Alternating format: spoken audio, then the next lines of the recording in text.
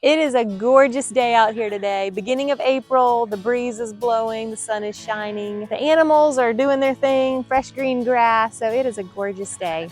I wanted to talk today about something that's become a staple in our household for emergency use. It is something so simple, everybody should have it. You should have it in your kitchen, in your car, in your purse, on your bag to go. And I've got it here with me right now. It's cayenne powder.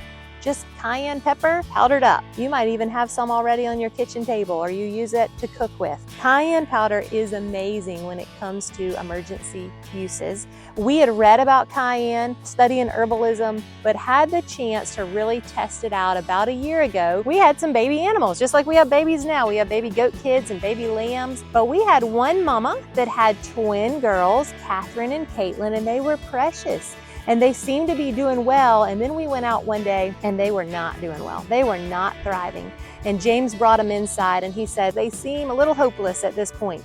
They were curled up in a bowl. Their head was to the side. They could not lift their head. We could not give them a bottle. I couldn't get a drop of anything in them. It would just fall out the side of their mouths. They were very dehydrated. They weren't getting enough from mama at that point. And so we decided to put something to the test that we had read would work, that was great for shock, basically. And in a sense, they were in a state of shock. They were dehydrated, but we needed to shock their systems back into working. And so I just took a little bit of cayenne powder, put it in my hand, pinched it up, and rubbed it in the side of their mouths. They were curled up in a ball. They could not do a thing. All of a sudden, I mean, it happened instantly. We did it to one first and then the other. Curled up in a heap on the ground, just standing up straight on all four legs, looking around, and then I got 5 ounces of a bottle in one of them just right away. It was amazing. These are twin girls, Caitlin and Catherine. James brought them in and they were struggling. Caitlin's over there taking a little nap, but she's actually doing pretty well. She was standing up and we gave them both some cayenne and blackstrap molasses. This one wasn't one to eat at all, and now this is the second time she's eaten. She even stood up after the cayenne for a few minutes. I think they were dehydrated. She just drank 5 ounces. Her mama has plenty of milk. What? Nuh-uh. Right now? Is that too much? She drank 5 ounces just now? Goodness, give her a little break. Poor thing. She wanted it. Here you go, you want 2 ounces? Goodness, you should have seen her a little bit ago. Wow. Hey! 2 and a fuck. Hey! We even gave her a new name in Good. here. And this one, do you want some? And that one's stronger than this one. Hey, baby. Here. Oh, good job, girl. The cayenne powder didn't fix their problem, but what it did was it shocked their system right back into working so that we could deal with the problem, which was dehydration. And at that point, we were able to get some milk in them, and within just a few hours, they were doing awesome. Look at these girls. They're doing so much better. They came in so lethargic, especially Catherine, this first one, right? Yeah. They got some cayenne and some milkies, and they're standing up. What's you doing now? She even mad a little bit ago. Meh. Hey girls, y'all looking so much better. Hey. They went from curled up in a ball to standing up and running around and playing. And here we are over a year later, and they are doing great. Cayenne pepper is just one of those essentials. We sell the cayenne powder as part of our first aid kit with other things: people's paste, plantain salve, comfrey salve, lavender oil, and charcoal, activated charcoal. And if you don't know about activated charcoal, that is another great one to have on hand for emergency use, not just for people, but also for animals. What do you do with activated charcoal? There are so many things. There are books written about activated charcoal. But one thing you can use it for is if you've had exposure to any type of poisoning. It could be food poisoning. It could be exposure to a food that didn't agree with you and your body says, oh, I can't handle this. You can use activated charcoal to help with that. In fact, if you go to the emergency room, a lot of emergency rooms keep activated charcoal on hand to give you if you've been poisoned. It'll cost you way more to get a hold of it there than it will if you just keep it with you. Activated charcoal, we've used it for the stomach bug a few different times and been saved from the stomach bug. It's just powder. It's just black powder. It is messy, but if you put just a little bit of it in some water, drink it down, tastes a little bit chalky, doesn't taste bad at all. It's pretty tasteless. And we like to drink a little bit extra water with the charcoal as well. The only downside to it, which has never been a problem really because we drink plenty of water, is if you have too much activated charcoal, you could experience some constipation. How much? It doesn't really matter. A teaspoon, a tablespoon. The bigger you are, the more you need. So for a little one, let's say a little person, one of my little guys has a stomach ache. They will come and they don't ask for Tylenol or Motrin or any of those things. They ask for charcoal. Can I have some charcoal water, Mommy? I take about a teaspoon of charcoal, mix it in, I don't know, 4 ounces of water, 8 ounces of water, stir it in real good, and they drink it down with a straw. And within about 20 minutes, they are good to go. They stop complaining of the tummy ache. So that's just for a basic tummy ache. But what if you face something like the stomach virus? Well, about a year ago we did. We were out of town, of all places. We were on a trip to the beach. That is not where I want to get sick. In fact, the stomach bug is one of my worst fears for our family, because if everybody gets it, that is not a pretty sight. This is a key to understanding how big we were all exposed to this. The night before, we all actually shared tubs of ice cream. We were on vacation, so it was a splurge, and we got 2 tubs of ice cream, and we all had our spoons, and we were all eating out of the same ice cream containers.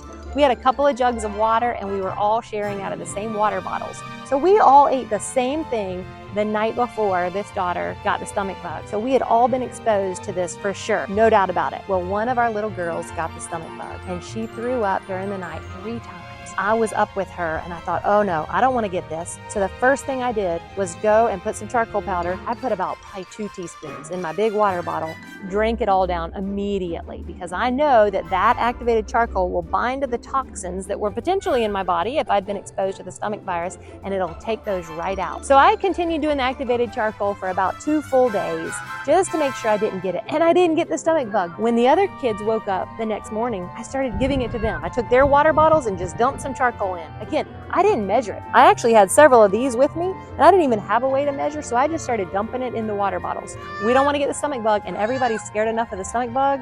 It did not take any convincing to have them drink the charcoal water. From our family, there was only one other daughter who got sick during that time, and the rest of us went unharmed. And that's never happened before. Usually if somebody gets a stomach bug in our family, because we share everything in common, boom, boom, boom, everybody's falling out with it. So that's happened a few times through the years, and it is no fun. But this charcoal proved itself to work so well. So it's another thing that we keep on hand in case of any kind of poisoning, in case of any kind of stomach bug, but also just for a stomach ache, to use it if we're out and about. Or if you have to eat something somewhere where you're out and about, a bad food, or somebody serves you food at their house that you go, oh, that didn't set well with my tummy. You have it with you in your purse, so you can use the charcoal. Just mix it in a little bit of water and you're good to go. It does come in capsules too, but we find we like the powder better because it's absorbed much more easily. It's just absorbing as it's going down into your body. It binds to those toxins and gets rid of them. So it's a great thing to have on hand for people and animals. Works well for animals too if they need it as well. You can mix it in their water bowl and have them drink it. We had it happen one time actually with a cat. We had a cat that we think got bit by a snake, and she came walking up to the house, dragging her back leg, struggling as she came along, and we didn't know what was going to happen to her. We brought her inside, put her in the cage with a bowl of charcoal water, and within the next day or two, she was almost completely back to normal.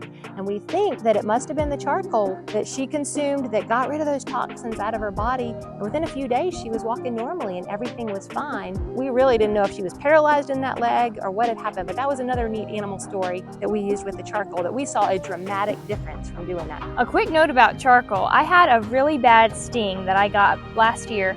I was running barefoot and I never saw what stung me, but it was very, very painful. I got it on my foot and it started giving me pains up my leg. It turned the whole area where I got stung, it turned it all numb, and it was really hard to move my foot. Serious pain, not your typical sting. My foot also turned a weird color, kind of purple. We poured 2 tablespoons of charcoal into a foot bath with water, and I just put my foot in there. Within about 10 minutes, the charcoal had really pulled out a lot of that pain and inflammation, and the flexibility was restored. The pain was greatly minimized. I was super amazed because we had seen the effects of charcoal internally. For use externally, we had not seen it work so well for us. So that was super exciting and amazing. And now we know, okay, we'll fall back on charcoal if we ever need it to use externally to pull out toxins, or even making a poultice out of it, helping to draw out infection externally as well. So charcoal is terrific stuff.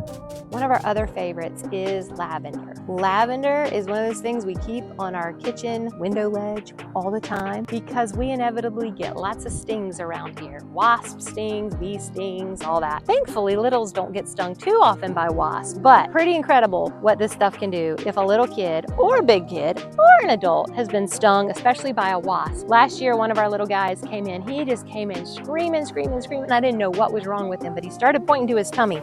And so I ripped up his shirt, and there was actually a wasp in his shirt. Got it out, but he had been stung 3 times. I ran over to the kitchen counter. I grabbed the lavender, put it on each of those 3 bites, and within 20 to 30 seconds, he had stopped screaming. He was fine. I mean, he went from just screaming, screaming, screaming, screaming to all of a sudden, all's well, the pain went away. It was amazing how that little bit of lavender oil helped the pain go away. So we love to keep this for stings, also for burns. Some people use it for burns. We have other things we use for burns as well, but it's one of those things that can be used on burns to help if you just get a little burn in the kitchen, or we've found that lavender is great for burns as well. But this is one thing I wouldn't be without. I don't happen to love the way that lavender oil smells. Some people love the way it smells. So it's a little bit of a sacrifice of love for me to put this on my kids, but it is so worth it to see how much it helps them and how much it helps with stings, wasp stings in particular. So charcoal, cayenne, other natural things that are pretty simple and also very inexpensive are great to use.